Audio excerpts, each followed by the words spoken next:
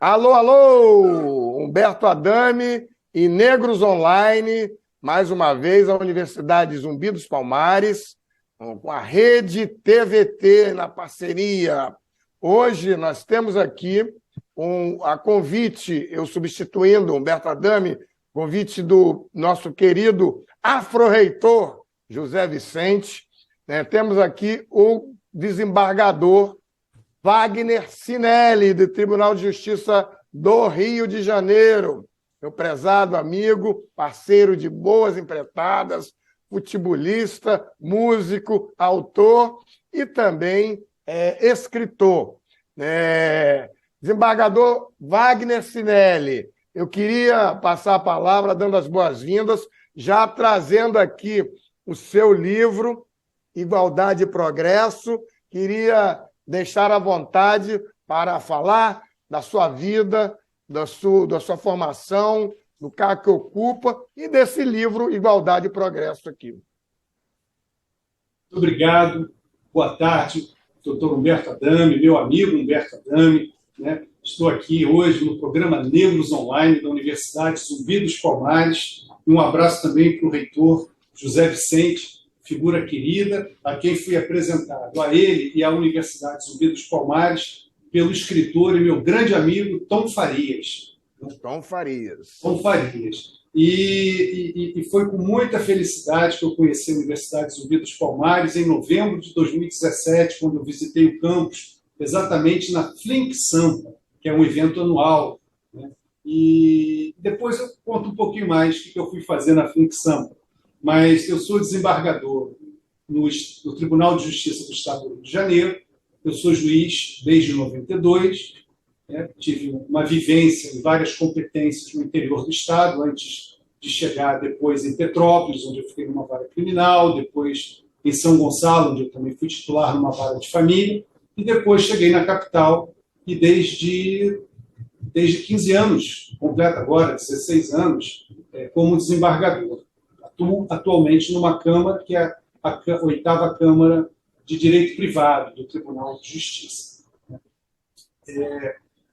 Uma trajetória que me levou a me interessar pelo tema da violência de gênero. Aliás, eu me interesso pelo tema da violência em geral, de todas as violências. E as violências, infelizmente, na caminhada da humanidade, são muitas. E a gente lida com esse passado de violência no presente. E fazemos isso, metendo a colher, e fazemos isso para que tenhamos um futuro melhor do que o que a gente tem hoje, que é reflexo desse passado, que a gente vai falar sobre isso em seguida. Então, eu, além do direito, tenho uma formação em ciências sociais, o que sempre atraiu a minha atenção para as questões sociais, e, como você disse, eu gosto de escrever, eu gosto da música, meu hobby é a música, eu gosto de compor. Nessa vida da música, compondo, a gente acabou chegando, digo a gente porque meu trabalho não é eu, é um trabalho sempre coletivo, fazer os clipes musicais e clipes musicais com animação, e a partir disso eu comecei a fazer músicas com temáticas sociais. E nessas temáticas sociais eu fiz Quequerê, que significa pequeno em Iorubá, que é uma música preocupada com a memória social, com o passado da escravidão que nós tivemos, que a impressão que me dá é que parece que a escravidão, que no Brasil foi essa tragédia que a gente conhece, não deveria ter tido, teve, mas foi o último país das Américas a se livrar disso, dessa chaga da humanidade. Então, assim, a escravidão parece que só interessaria o movimento negro. Ninguém fala disso, falamos pouco disso, está esquecido, não pode. Precisamos tratar desse assunto, sim. A gente não trata, quantas vezes, dessa outra chaga que foi o nazismo, que foi o Holocausto, que são coisas horríveis que a humanidade vivenciou. Então, a gente tem que saber que a escravidão existiu, que ela foi drástica, que ela foi pesada, que ela marcou e vai continuar marcando muitas gerações, porque isso não se dissipa com uma lei áurea, isso não se resolve em uma, 2 gerações. Desembargador, deixa eu fazer uma pergunta nesse ponto da questão do recorte racial, que, aliás, foi o que nos aproximou. É verdade. A minha visita com o presidente da Comissão Estadual da Verdade da Escravidão Negra daqui da OAB do Rio de Janeiro, e vice-presidente da Comissão Nacional e presidente da Comissão da Igualdade Racial do IAB. Nós tivemos uma visita lá ao presidente do Tribunal de Justiça, que nos recebeu, o desembargador Ricardo, e na semana passada tivemos a visita ao Instituto Pretos Novos, uma grande equipe de desembargadores e serventuários, e também os membros da Comissão Estadual da Verdade da Escravidão Negra, que colocou uma nova palavra no presidente Ricardo. Isso o Frei Davi já tinha me falado, né, do nosso primeiro encontro, lá no gabinete da presidência. A quem vê ele falando hoje, depois que ele saiu, a entrevista que ele deu no Instituto Pretos Novos, ele fala muito sobre reparação da escravidão e está levando essa pauta para o tribunal, e queria também que falasse da sua comissão lá no tribunal com a desembargadora Patrícia. Muito bem.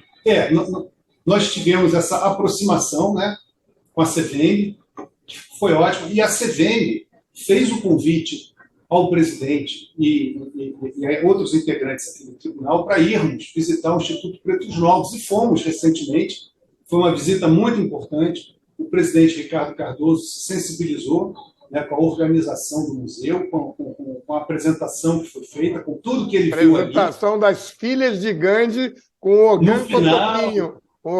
Nossa, especial, o mestre Cotoquinho, com as filhas de Gandhi. Foi tudo perfeito, né? E esclarecedor. E é um tema forte, é um tema que a gente tem que enfrentar. O desembargador, presidente do tribunal, pessoa sensível, ele gostou muito de ter ido, e nós estamos aí com vários planos, como você sabe, para reforçar essa aproximação do tribunal com a CVM, e assim, é uma parceria, né? É uma parceria porque vocês, com a experiência que vocês têm, dentro do objetivo social que vocês têm, que é muito importante, a aproximação de uma instituição como o tribunal e das outras instituições, como vocês também devem fazer, né? Também, até por questão da OAB também, tudo, é fundamental para que a gente toque mais pessoas, para que a gente traga esse assunto na pauta cotidiana, né?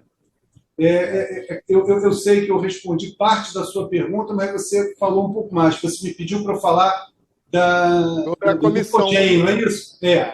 O COGEM inicialmente é COGEM porque era Comitê de Gênero. Na verdade, ele tem um título que é bem gigante, que eu não vou saber falar de cabeça, mas que traduz o seguinte: o CNJ tem dado um farol aos tribunais, e uma diretriz foi: tem que ter comitê de gênero nos tribunais. Então, para quê? Para prevenção e enfrentamento de assédio moral e assédio sexual dentro da instituição, né? Em proteção às magistradas, servidoras e colaboradoras, porque nós temos os terceirizados no tribunal. Então, é uma instituição interna do tribunal, né? E depois, no ano passado, foi incluído no escopo do comitê a discriminação, e a discriminação com largo escopo, né? Preocupado com a discriminação étnico-racial, LGBTQI+. Então, tudo que envolver ódio, preconceito e discriminação nos interessa para prevenir e enfrentar. E nós temos canais para os servidores, para as magistradas, para poderem chegar e terem um acolhimento se elas estiverem em qualquer uma daquelas situações. Vou falar de duas coisas que nós já fizemos recentemente, que foi, além dessa visita, foi também a preparação para o evento que vai ter sobre intolerância religiosa e o lançamento da cartilha sobre matriz africana, que o desembargador Ricardo e o senhor convidaram uma das membros da comissão, a Aretusa Dória, que é de religião de matriz africana, e que eu quero anunciar para todos que não sabem ainda, que a cartilha sobre direitos de intolerância religiosa, de parceria da CVM com o TJ, já está no site do TJ. Fala aí, desembargador Cinelli. Em virtude dessa parceria, dessa aproximação, né, a CVM nos apresentou também a Aretusa, que tem essa cartilha maravilhosa, super bem preparada, e nos cedeu. Né? Então, vencidas as formalidades burocráticas, né, de autorização daqui para lá que tem que fazer, conseguimos colocar na página exatamente do COGEM, né, para que toda a comunidade nossa, não só, porque é uma página aberta para todos, então ela está ali digitalizada. Quero lhe dar uma novidade, porque o senhor lembra... Pode sim, falar. por favor. Não, por favor. Eu quero dizer que depois desse evento, nós tivemos o evento de candidaturas negras e reparação da escravidão. E lá foi o desembargador João Ziraldo, que tinha feito um evento lá com o desembargador Elton Leme no Tribunal Regional Eleitoral, onde o senhor também participou, onde, inclusive, convidamos o ministro Benedito Gonçalves, que é outro participante também, lá da Universidade Zumbi dos Palmares. E aí, o desembargador Ziraldo disse, eu vou copiar o Ricardo e o Sinelli lá no TJ, a cartilha vai para o TRE. Olha... Estou sabendo disso agora, fico feliz porque, ótimo. E tivemos aquele encontro realmente, foi um encontro muito importante também, né? E fico feliz que o Ziraldo, que é o atual presidente do TRE, né, vai incorporar a cartilha lá. E eu gosto muito de cartilhas para colocar. Hoje o meio eletrônico é a nossa vida, não é? Eu ainda gosto muito do papel, do livro, eu tenho uma preferência, mas eu também leio tudo eletrônico, a nossa vida é essa. Então, nesses sites, colocar essas cartilhas de orientação e de esclarecimento é fundamental, porque a cartilha vai direto ao ponto. Aí quem se interessar de mergulhar mais no assunto vai ter outras fontes, é claro. Né? No dia 5 de junho, às 14 horas, no plenário Modesto da Silveira, nono andar da Ordem dos Advogados do Brasil, aqui no Rio de Janeiro, nós vamos fazer um grande evento de lançamento dessa cartilha, inclusive precisa confirmar a presença do desembargador, presidente do Tribunal de Justiça, que já foi encaminhado o ofício para lá. Vamos fazer uma festa de arromba lá. E a Aretusa me disse assim, Adame, você não sabe o quão importante é, que passo gigante é uma cartilha de religião de matriz africana, está no site do tribunal, e a gente aproveita para chamar os presidentes de ordens dos advogados do Brasil, das subseções que ainda não têm comissão da verdade da escravidão negra, que venham para fazer essas comissões da verdade, porque aglutina os advogados que estão nas subseções do Estado inteiro, vão se aglutinando, vão formando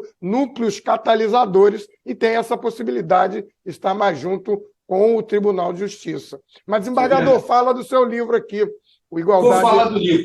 Eu posso construir rapidamente como é que eu cheguei nesse livro. Então, com a história dos clipes musicais, aí eu me empolguei de contar do que querer, né? Aí depois a gente fez a Caiaca, que é sobre a questão indígena, né, que é o processo de invasão, dominação e sucessão dos povos originários da América Latina pelo europeu. Né? Tem um clipe desse também. Aí depois, por conta dessa experiência, eu cheguei no Sobre Ela, que é uma história de uma relação abusiva. Um clipe de animação de 5 minutos que retrata ali as fases. Por acaso seria esse aqui? Exatamente. Sobre Ela foi o primeiro clipe de animação. E por causa do clipe de animação, aí eu fiz o homônimo Sobre Ela, livro, que é o Sobre Ela, uma história de violência. E o meu objetivo com esse primeiro livro, lançado em final de 2020, não era falar para juristas, era falar para todo mundo. Então, eu procurei, me valendo da interdisciplinariedade, né, juntando sociologia, antropologia, direito, fazer uma coisa bem introdutória, para que fosse uma leitura leve. Claro que ainda tem umas leis e tudo, mas tem a Lei Maria da Penha, que é um ponto fundamental, importante que a gente tem. E aí, feito esse livro foi lançado em finalzinho de dezembro. Infelizmente, naquele final de dezembro de 2020, a minha colega, juíza Viviane do Amaral, foi assassinada pelo marido na frente das 3 filhas crianças. Né? Foi uma coisa muito chocante. Aquilo serviu ainda como mais força para que eu não parasse de trabalhar esse assunto da violência de gênero e de todas as violências, mas eu particularizei na violência de gênero, mais ainda na violência de gênero praticada no âmbito doméstico, familiar, especialmente pelo marido, companheiro ou ex-companheiro. E, por conta disso, em 2021, artigos publicados em diversos jornais, eu fiz a coletânea desses textos, que foi metendo a colher, o nome sugestivo, propositalmente, para lidar com aquele ditado antigo: quem briga de marido e mulher não se mete a colher. Não se mete, sim, isso é coisa antiga, a gente se mete, claro, que não é para ninguém virar super-herói, né? Se tiver uma situação que você está presenciando, está ouvindo barulho no vizinho, liga para o 190, diga, se for o caso, que não quer se identificar, mas reporte o que você está sabendo, o que você está suspeitando, e a polícia vai fazer o seu papel. A gente não pode ficar naquela situação de omissão diante de situações como essa. A gente, quando conversa, e eu converso com muitas mulheres vítimas de violência, a gente sabe de muitas histórias de como elas passaram situações que elas pediram socorro e ninguém veio. Então é isso. Só para fazer uma pontuação, a gente está aí celebrando a vida de Tina Turner na sua morte recente, né? E ela foi uma mulher que teve muito de violência doméstica. Sim, já claro. faleceu com 83 anos e acabou se reconstruindo. É uma ótima lembrança fazer uma homenagem para Tina Turner nesse momento, e ao Vinícius Júnior, que foi, você também é vascaíno, pelo que eu estou sabendo, que foi... meu irmão meu pai era, eu não sou vascaíno.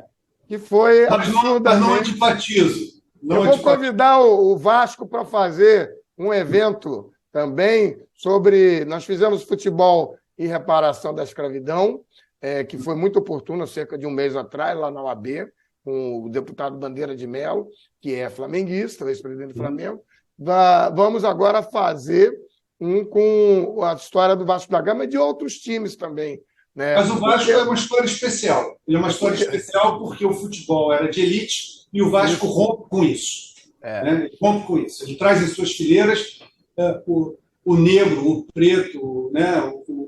O pobre. O Eloy, que é seu amigo, sempre conta essa história aqui. E o sociólogo Maurício Murad, que foi meu professor de sociologia do futebol e é vascaíno doente, ele conta isso sempre também. Bom, eu queria falar ainda, antes que o Xavier apareça com aqueles quadrinhos ali que vão nos avisando do tempo, queria falar das possibilidades que a gente tem dessa parceria da Comissão Estadual da Verdade da Escravidão Negra, a CVEMB, de irmos à Barra Mansa, porque lá tem uma fazenda onde foram localizados 18 mil autos, processos originais, inclusive 26 ações originais de libertação, ações de liberdade, que dava alforria aos escravizados. Como eu ia sugerir também, já que você abriu a notícia, o programa, lembrando o querido Tom Farias, que também volta e meia aparece por aqui, nós fizemos um evento onde o Tom foi um dos idealizadores, sobre Manuel Congo e Mariana Crioula. E eu queria sugerir, nessa parceria da CVEMB e do Tribunal de Justiça, a gente pudesse fazer esse evento naquele auditório gigantesco do tribunal sobre Manuel Congo e Mariana Crioula e convidar a peça teatral que é de um diretor que mora em Volta Redonda e Partido Alferes. Eles têm uma peça sobre Mariana Crioula e seria fantástico levar ao TJ. Maravilha. Mais um projeto para a gente, para as nossas parcerias, que não serão poucas. Né? Não, temos muita coisa para fazer, porque muita coisa para fazer. Essa parceria com o TJ, ela nos reforça. O combate ao racismo, embora esteja muito falado, nós precisamos ser reforçados, porque estamos sob ataque permanente. Olha o exemplo do Vinícius Júnior, cidadão com dinheiro, morando bem, saiu da pobreza, saiu de São Gonçalo, mora no melhor time de futebol do mundo, é um dos mais ricos e está lá sendo chamado de macaco de uma forma absurda. Né? E o Vinícius Júnior é o que você falou. É uma pessoa de sucesso, é uma pessoa rica, empoderada. Né? Quantas situações no cotidiano, todos os dias, né? Todas as horas e minutos, não acontece Brasil afora, mundo afora, com pessoas que não têm o dinheiro, não têm o poder do Vini Júnior, ou que não têm as câmeras, né, para aquelas situações que acontecem, que não deveriam acontecer. Então vou lançar mais uma proposta. Vou lançar mais uma proposta aí aí chamando um outro parceiro do Tribunal de Justiça, mas que também é da minha Comissão de Igualdade Racial do IAB, que é o desembargador Marco Aurélio Rezende, o desembargador Marquinho, para a gente fazer, talvez, uma análise das sentenças e acórdãos de jurisprudência do Tribunal de Justiça no âmbito do racismo. Ver o que precisa ajeitar, o que não precisa. É um trabalho de fôlego aí, somente a Emerge pode nos ajudar, né? Ah, sim, o desembargador Marco Aurélio é o nosso atual diretor, né, da Escola da Magistratura. E a Escola da Magistratura é um excelente espaço de reflexão, de debate. A gente deve aproveitar, sim. É boa ideia. Então é isso. Nós estamos aqui agora ainda com o desembargador Wagner Sinelli, nesse livro, esse último livro do Igualdade e Progresso, fala sobre a violência de gênero e empoderamento feminino.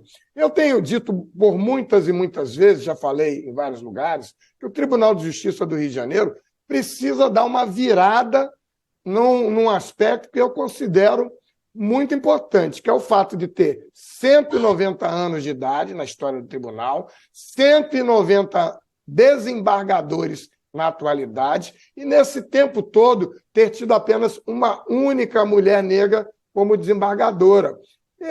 O que a gente pode pensar para fazer surgirem mais candidaturas de mulheres negras, seja na advocacia, seja no Ministério Público, seja também pela vaga dos juízes de carreira?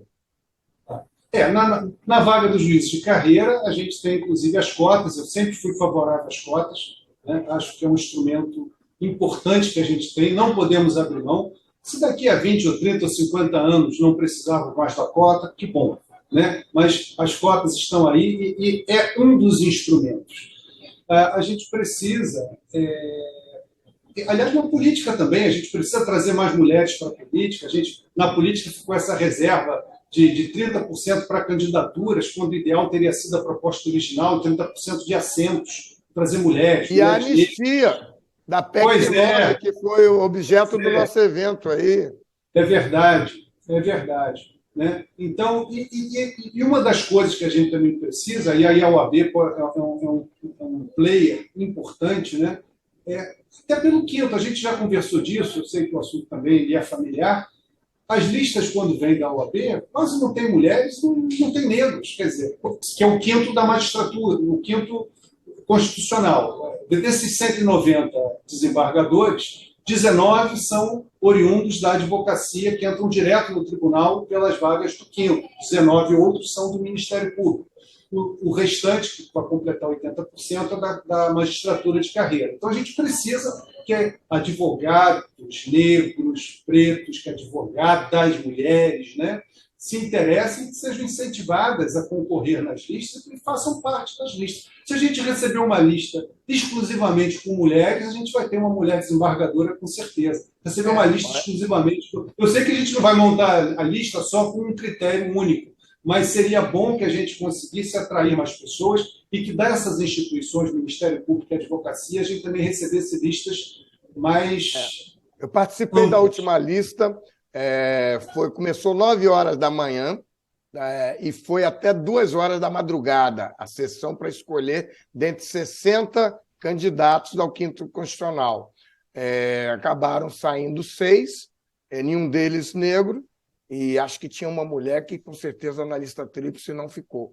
Tanto que os 3 escolhidos da OAB foram 3 advogados homens, excelentes colegas, todos brancos. Eu acho que isso, inclusive, poderia ser um objeto de um outro encontro e fazer uma grande celeuma daqui para o final do ano, em chamar os presidentes das instituições e explicar lá, porque das cotas também está tendo muita fraude. Eu tenho participado da banca de heteroidentificação do Tribunal Superior do Trabalho e deu mais 2 desembargadores da primeira vez, agora vão ser mais. E tem muita fraude, na própria OAB também teve fraude. Brancos se passando por pardos. Aliás, é o problema mais difícil, né, de você resolver. Mas eu quero deixar esse tempo que nos faltam para que o desembargador Cinelli diga tudo o que vier à mente, fale à vontade, desde já agradecendo a sua presença aqui. Muito bem. E na sequência do que a gente falou sobre os livros e tudo, a gente chegou, então, em igualdade e progresso. Claro que eu me inspirei no slogan da bandeira, né? que é ordem e progresso, é que eu estou dizendo, não, peraí, vamos falar de igualdade. Claro que eu quero amplamente igualdade, mas eu particularizo dentro da questão de gênero. E fazendo uma propaganda, é da editora Grifos, no site da editora se consegue ter acesso ao livro, inclusive sem frete, até o final desse mês, assim me disseram, na hora lá de finalizar, né? Mas o objetivo é difundir o tema, é participar. Eu tenho participado de todos os eventos aos quais tenho sido convidado, né? Inclusive, estive na OAB, foi no ano passado, no lançamento de Metendo a Colher, no auditório repleto de advogados e advogadas, que eu adorei estar lá, né? Ali na sede, aqui no centro do Rio de Janeiro, e precisamos falar desses temas. Falar e agir, obviamente, né? Mas a gente só age se falar. Então a gente tem que falar o tempo inteiro. A ONU falou no dia 7 de março que a gente precisa, enquanto humanidade, de 3 séculos para poder chegar à igualdade de gênero. Eu fiquei triste com essa notícia, mas a gente tem que tratar desse assunto. Se a gente vai encurtar, eu não sei, mas a gente vai fazer o máximo possível. E eu agradeço muito a oportunidade de estar aqui, de estar participando desse programa tão importante e com a sua direção. Muito obrigado, Alberto. Eu é que agradeço, lembrando a todos que o vestibular da Universidade Zumbi dos Palmares está aí rodando, né? Na parceria com a TVT, está se encerrando o programa Negros Online. Eu agradeço ao desembargador Cinelli, agradeço ao Carlos Xavier, que nos assiste e nos dirige, e até a próxima. Até logo! Até logo, obrigado.